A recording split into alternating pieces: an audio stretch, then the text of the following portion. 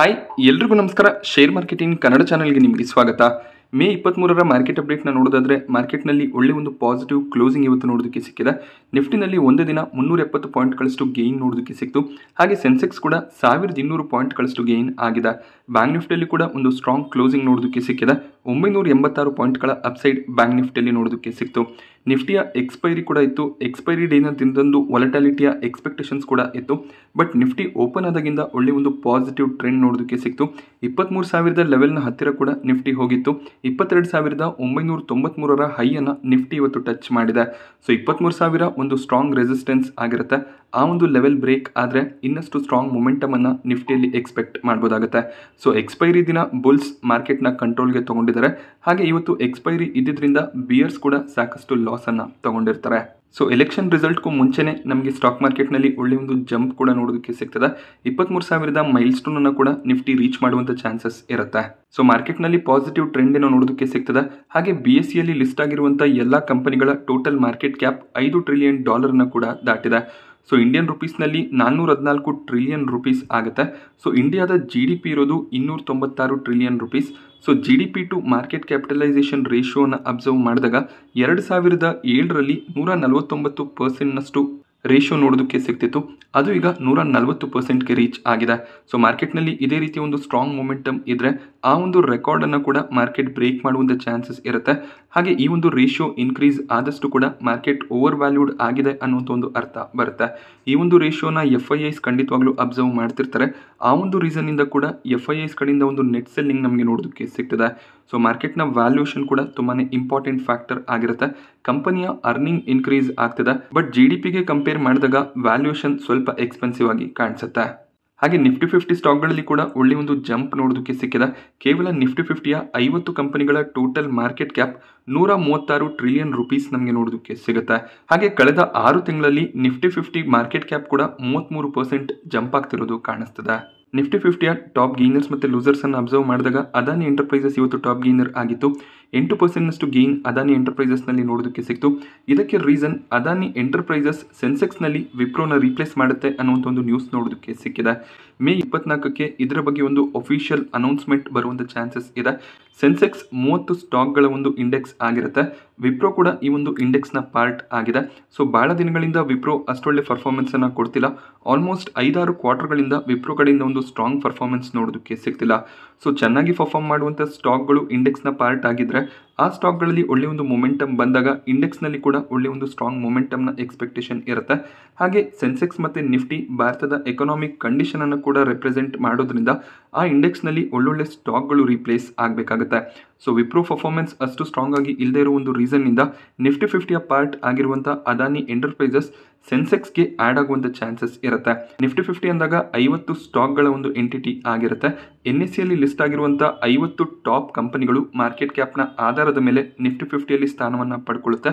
ಅದೇ ರೀತಿಯಲ್ಲಿ ಸೆನ್ಸೆಕ್ಸ್ನಲ್ಲಿ BSEಯಲ್ಲಿ ಲಿಸ್ಟ್ ಆಗಿರುವಂಥ 30 ಸ್ಟಾಕ್ಗಳು ಸ್ಥಾನವನ್ನು ಪಡ್ಕೊಳ್ಳುತ್ತೆ. ಹಾಗೆ ಈ ಸ್ಟಾಕ್ಗಳು ಯಾವ ರೀತಿಯಲ್ಲಿ ಪರ್ಫಾರ್ಮ್ ಮಾಡುತ್ತೆ ಅದರ ಬೇಸಿಸ್ ಮೇಲೆ ನಮಗೆ ಸೆನ್ಸೆಕ್ಸ್ ಮತ್ತು ನಿಫ್ಟಿಯ ಮೊಮೆಂಟಮ್ ನೋಡೋದಕ್ಕೆ ಸಿಗುತ್ತೆ. ನಿಫ್ಟಿ ಸೆನ್ಸೆಕ್ಸ್ನಲ್ಲಿ ಒಳ್ಳೆಯ ಒಂದು ಜಂಪ್ ಬರಬೇಕು ಅಂದರೆ ಆ ಇಂಡೆಕ್ಸ್ನಲ್ಲಿರುವಂಥ ಸ್ಟಾಕ್ಗಳು ಕೂಡ ಅದೇ ರೀತಿಯಲ್ಲಿ ಪರ್ಫಾರ್ಮ್ ಮಾಡಬೇಕಾಗತ್ತೆ. ಸೊ ರೀಸೆಂಟಾಗಿ ನಿಫ್ಟಿಯಿಂದ UPL ಆಚೆ ಹೋಗಿತ್ತು. ಶ್ರೀರಾಮ್ ಫಿನಾನ್ಸ್ ನಿಫ್ಟಿ 50ಗೆ ಎಂಟರ್ ಆಗಿತ್ತು.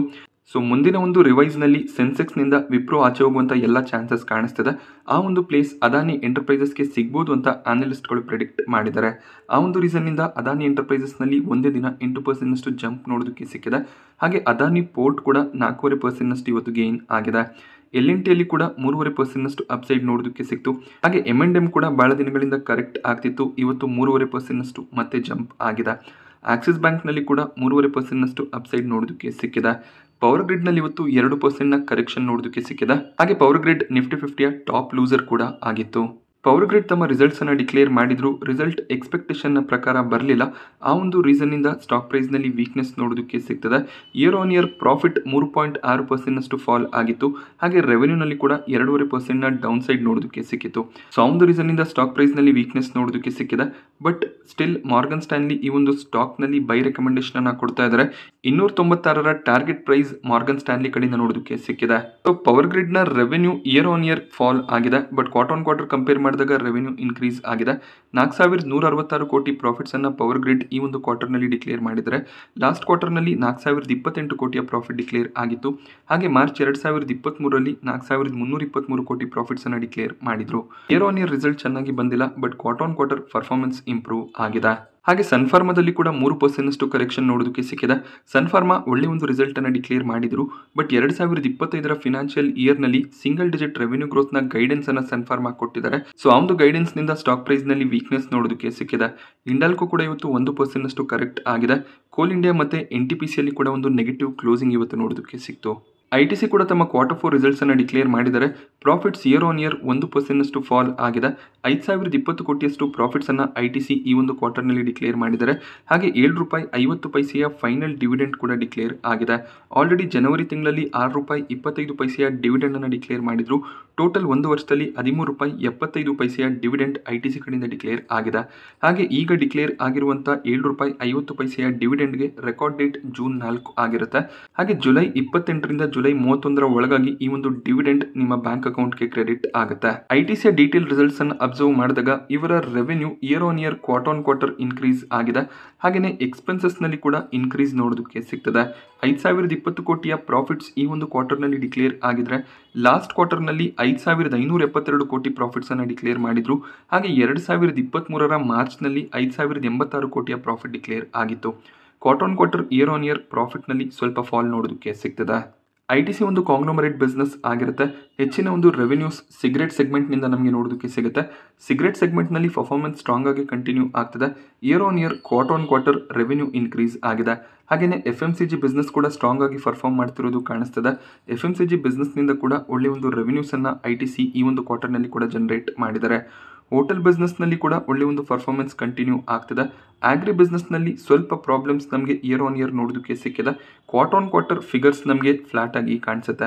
ಹಾಗೆಯೇ paper board, paper and packaging business ನಲ್ಲಿ ಕೂಡ revenue year on year fall ಆಗ್ತಿರೋದು ಕಾಣಿಸ್ತದೆ. Quarter on quarter revenue flat ಆಗಿ ಕಾಣಿಸ್ತದೆ. ಸೊ ಸಿಗರೇಟ್ ಮತ್ತೆ FMCG ಬಿಸ್ನೆಸ್ ನಲ್ಲಿ ಒಂದು ಸ್ಟ್ರಾಂಗ್ ರೆವೆನ್ಯೂಸ್ ಬಂದಿರೋದ್ರಿಂದ overall year on year quarter on quarter revenue increase ಆಗ್ತಿರೋದು ಕಾಣಿಸ್ತದೆ. ಎಕ್ಸ್ಪೆನ್ಸಸ್ ಇನ್ಕ್ರೀಸ್ ಆಗಿರೋದ್ರಿಂದ ಪ್ರಾಫಿಟ್ ನಲ್ಲಿ ಫಾಲ್ ನೋಡೋದಕ್ಕೆ ಸಿಕ್ಕಿದೆ. ITCಯ ರಿಸಲ್ಟ್ ಮಾರ್ಕೆಟ್ ಅವರ್ಸ್ನಲ್ಲೇ ಬಂತು. 2 ಗಂಟೆ ಸುಮಾರಿಗೆ ಸ್ವಲ್ಪ ವೀಕ್ನೆಸ್ ಕೂಡ ITCಯಲ್ಲಿ ನೋಡೋದಕ್ಕೆ ಸಿಕ್ಕಿತ್ತು, ಬಟ್ ಅದಾದಮೇಲೆ ಸ್ಟಾಕ್ ರಿಕವರ್ ಆಗಿದೆ. ITC ತಮ್ಮ ಹೋಟೆಲ್ ಬಿಸ್ನೆಸ್ ಅನ್ನ ಡಿಮರ್ಜ್ ಮಾಡಬೇಕು ಅಂತ ಇದ್ದಾರೆ. ಇದಕ್ಕೆ ಆಲ್ರೆಡಿ ಬೋರ್ಡ್ನ ಕಡೆಯಿಂದ ಅಪ್ರೂವಲ್ ಸಿಕ್ಕಿದೆ. ಶೇರ್ ಹೋಲ್ಡರ್ಸ್ಗಳ ಅಪ್ರೂವಲ್ ಬೇಕಾಗುತ್ತೆ. ಸೊ ಈ ಒಂದು ಅಪ್ರೂವಲ್ ಅನ್ನು ತಗೊಳ್ಳೋದಕ್ಕೆ ಜೂನ್ 6ಕ್ಕೆ ಈ ವೋಟಿಂಗ್ ಅನ್ನು ನಡೆಸುವಂಥ ಚಾನ್ಸಸ್ ಇರುತ್ತೆ. ಸೊ ನೀವು ITCಯ ಶೇರ್ಸ್ಗಳನ್ನು ಹೋಲ್ಡ್ ಮಾಡ್ತಿದ್ರೆ ನಿಮಗೂ ಕೂಡ ಈ ವೋಟಿಂಗ್ನ ಇಮೇಲ್ ಬರುತ್ತೆ. ಸೊ ನೀವು ಈ ಒಂದು ರೆಸೊಲ್ಯೂಷನ್ನ ಪರವಾಗಿ ಇದ್ರೆ ಅದರ ಪರವಾಗಿ ವೋಟನ್ನು ಮಾಡ್ಬೋದಾಗುತ್ತೆ. ಅಗೇನ್ಸ್ಟ್ ಆಗಿದ್ರೆ ಅಗೇನ್ಸ್ಟ್ ಆಗಿ ವೋಟಿಂಗ್ ಅನ್ನು ಮಾಡ್ಬೋದಾಗುತ್ತೆ. ಇದೊಂದು ಸ್ಪೆಷಲ್ ರೆಸೊಲ್ಯೂಷನ್ ಆಗಿರೋದ್ರಿಂದ ಅಟ್ಲೀಸ್ಟ್ 70% ಶೇರ್ ಹೋಲ್ಡರ್ಸ್ಗಳು ಅಪ್ರೂವಲ್ ಅನ್ನು ಕೊಡಬೇಕಾಗುತ್ತೆ. ಆಗ ಮಾತ್ರ ITC ಈ ಒಂದು ಡಿಮರ್ಜರ್ ಅನ್ನು ಸಕ್ಸಸ್ಫುಲ್ ಆಗಿ ಮಾಡ್ಬೋದಾಗುತ್ತೆ. ಶೇರ್ ಹೋಲ್ಡರ್ಸ್ಗಳ ಅಪ್ರೂವಲ್ ಸಿಕ್ಕಿದ್ಮೇಲೆ ಸ್ಟಾಕ್ ಎಕ್ಸ್ಚೇಂಜಸ್ಗಳ ಅಪ್ರೂವಲ್ ಬೇಕಾಗುತ್ತೆ. ಅದಾದಮೇಲೆ NCLT ಕಡೆಯಿಂದ ಅವರು ಅಪ್ರೂವಲ್ ಅನ್ನು ತಗೊಂಡು ತಮ್ಮ ಬಿಸ್ನೆಸ್ ಅನ್ನು ಡಿಮರ್ಜ್ ಮಾಡ್ಬೋದಾಗುತ್ತೆ. ಸೊ ITCಯ ಹೋಟೆಲ್ ಬಿಸ್ನೆಸ್ ಕೂಡ ಚೆನ್ನಾಗಿ ಪರ್ಫಾರ್ಮ್ ಮಾಡ್ತಿದೆ. ITC ಹೋಟೆಲ್ ಬಿಸ್ನೆಸ್ ಅನ್ನ ಸಪ್ರೇಟ್ ಆಗಿ ಲಿಸ್ಟ್ ಮಾಡಿದ್ರೆ ವ್ಯಾಲ್ಯೂ ಕ್ರಿಯೇಟ್ ಮಾಡ್ಬೋದು ಅನ್ನೋದು ಮ್ಯಾನೇಜ್ಮೆಂಟ್ನ ವ್ಯೂ ಆಗಿರುತ್ತೆ. ಹಾಗೆ ITCಯಲ್ಲಿ ಸಾಕಷ್ಟು ಶೇರ್ ಹೋಲ್ಡರ್ಸ್ಗಳು DIIs ಮತ್ತು FIIs ಆಗಿರ್ತಾರೆ.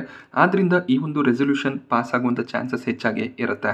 ದೀಪಕ್ ನೈಟ್ರೇಟ್ ಸ್ಟಾಕ್ ಪ್ರೈಸ್ ನಲ್ಲಿ 2 ದಿನಗಳಿಂದ ಬಹಳಷ್ಟು ಕರೆಕ್ಷನ್ ನೋಡೋದಕ್ಕೆ ಸಿಗ್ತದೆ. 6% ಸ್ಟಾಕ್ ಇವತ್ತು ಕೂಡ ಕರೆಕ್ಟ್ ಆಗಿದೆ. ದೀಪಕ್ ನೈಟ್ರೇಟ್ ನಲ್ಲಿ ಒಳ್ಳೆ ಒಂದು ರಿಸಲ್ಟ್ ನಮಗೆ ನೋಡೋದಕ್ಕೆ ಸಿಕ್ಕಿತ್ತು. Profits year on year 9% increase ಆಗಿತ್ತು. ಬಟ್ ಆ ಒಂದು 9% ಪ್ರಾಫಿಟ್ ನಲ್ಲಿ ಅಡಿಷನಲ್ ಇನ್ಕಮ್ ಕೂಡ ಇತ್ತು. ಆ ಒಂದು ರೀಸನ್ ಇಂದ ಪ್ರಾಫಿಟ್ ನಲ್ಲಿ ಜಂಪ್ ನೋಡೋದಕ್ಕೆ ಸಿಕ್ಕಿದೆ. ಓವರ್ ಆಲ್ ಆ ಒಂದು ಅಡಿಷನಲ್ ಇನ್ಕಮ್ ಅನ್ನ ಎಕ್ಸ್ಕ್ಲೂಡ್ ಮಾಡಿ ನಾವು ಪ್ರಾಫಿಟ್ಸ್ ಅನ್ನು ಅಬ್ಸರ್ವ್ ಮಾಡಿದಾಗ year on year profit 14% fall ಆಗಿದೆ. ಆ ಒಂದು ರೀಸನ್ ಇಂದ ಬ್ರೋಕರೇಜ್ಗಳು ಕೂಡ ತಮ್ಮ ಟಾರ್ಗೆಟ್ಸ್ ಅನ್ನ ಕಟ್ ಮಾಡಿದ್ದಾರೆ. ಅದೇ ಒಂದು ರೀಸನ್ ಇಂದ ದೀಪಕ್ ನೈಟ್ರೇಟ್ ಇವತ್ತು ಕರೆಕ್ಟ್ ಆಗಿದೆ. Kotak institutional equities neutral rating ಅನ್ನ ಈ ಒಂದು ಸ್ಟಾಕ್ಗೆ ಕೊಡ್ತಾ ಇದ್ದಾರೆ. ಹಾಗೆ Kotak institutional equities 2310 target price ಅನ್ನು ಕೂಡ ಕೊಟ್ಟಿದ್ದಾರೆ. ಹಾಗೆ HDFC ಸೆಕ್ಯೂರಿಟೀಸ್ ಸೆಲ್ ಕಾಲ್ ಅನ್ನು ಕೊಟ್ಟಿದ್ದು 1537ರ ಟಾರ್ಗೆಟ್ ಪ್ರೈಸ್ ಅನ್ನ ದೀಪಕ್ ನೈಟ್ರೇಟ್ಗೆ ಕೊಡ್ತಾ ಇದ್ದಾರೆ. ದೀಪಕ್ ನೈಟ್ರೇಟ್ ಈಗ 2300ರ ಅರೌಂಡ್ ಅಲ್ಲಿ ಟ್ರೇಡ್ ಆಗ್ತದೆ. 1700 ಲೆವೆಲ್ ಅಲ್ಲಿ ದೀಪಕ್ ನೈಟ್ರೇಟ್ ನೋಡೋದಕ್ಕೆ ಸಿಕ್ಕಿದ್ರೆ ಲಾಂಗ್ ಟರ್ಮ್ಗೆ ಖಂಡಿತವಾಗ್ಲೂ ಒಳ್ಳೆ ಒಂದು ಆಪರ್ಚುನಿಟಿ ಆಗುತ್ತೆ. ಕೆಪೆಕ್ಸ್ ಪ್ಲಾನ್ಸ್ ಸ್ಟ್ರಾಂಗ್ ಆಗಿದೆ. ಕೆಮಿಕಲ್ ಸೆಕ್ಟರ್ನಲ್ಲಿ ಬಹಳಷ್ಟು ಪ್ರಾಬ್ಲಮ್ಸ್ ಇದೆ, ಬಟ್ ಮುಂದಿನ ಕ್ವಾರ್ಟರ್ಗಳಲ್ಲಿ ಅದು ಇಂಪ್ರೂವ್ ಆಗುವಂಥ ಚಾನ್ಸಸ್ ಇರುತ್ತೆ. ಹಾಗೆ ಮ್ಯಾನೇಜ್ಮೆಂಟ್ ಒಂದು ಸ್ಟೇಟ್ಮೆಂಟನ್ನು ಕೂಡ ಕೊಟ್ಟಿದ್ದಾರೆ.